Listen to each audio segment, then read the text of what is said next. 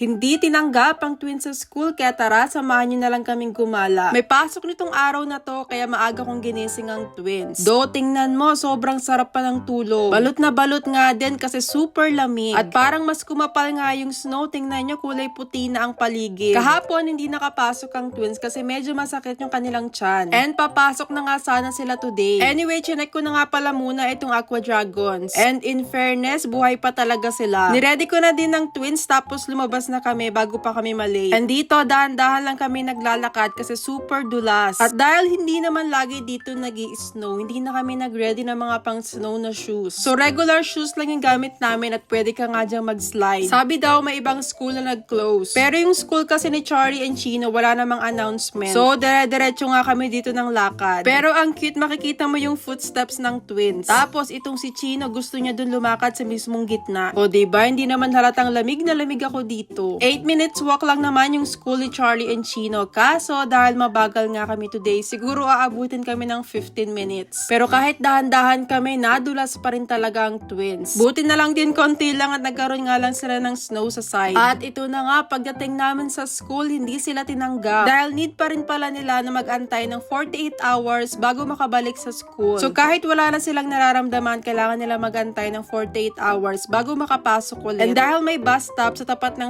school nila, sumakay na lang kami tapos nagpunta kami dito sa town. May kailangan daw kasing bili ng kanilang daddy at tamang-tama din, pwede na kami dito mag-breakfast. Sayang naman din kasi yung labas namin, edi gumala na lang din kami. Edi sana, diba, natutulog pa kami sa bahay. Bumili na lang kami ng tinapay tapos muffins. And dito na nga lang kami muna kumain saglit. Ang dami nga daw pala nga yung absent sa school. And yung 48 hours na rule sa school is kailangan nila sundin para hindi na kumalat. Just in case, bag pala yung nakuha nila. Tingnan mo nga, tinaantok pa itong si Chino. Nagpalipas lang din kami dito ng oras kasi hinantay namin mag-open yung bibila ng daddy ng twins. And ito nga pala yung paborito ni Charlie bilhin dito, itong eclairs. Si Chino naman, ang gustong-gusto niya dito is yung muffin. After namin mag-breakfast, tumayo na din kami tapos pupunta na nga kami dun sa kabilang shop. Kaso habang naglalakad kami, nadaanan namin itong candy store. At alam nyo naman ng twins, kada dadaan kami dito, hindi pwedeng palalampasin yan. Kumuha lang sila dito ng mga chocolate eggs. And yung paborito nilang sweets na binibili. Pero tingnan mo, meron pa ang chocolate si Charlie sa lobby. Yan lang naman yung lagi nilang binibili dito. After namin magbayad, pumunta na kami dun sa kabilang dulo. And dito, kailangan nga naming tumawid. And dyan si Charlie na yung nag-press ng button. And then inantay lang namin mag-green light para makakross na kami. Inantay lang din namin ang kanilang daddy na mag-shopping. Tapos sabi ko, daan kami dito sa Boots para check kung meron sila ditong gamot sa motion sickness. Kaso parang sa makeup section naman ako napadpad. Kaya bago pa ako mapagastos, nagaya na akong umuwi. And si Charlie and Chino, tingnan nyo, naglaro pa ng snow sa labas ng bahay. Pero inaya ko na silang pumasok sa loob kasi sabi ko, sayang yung kanilang uniform. At super lamig sa labas.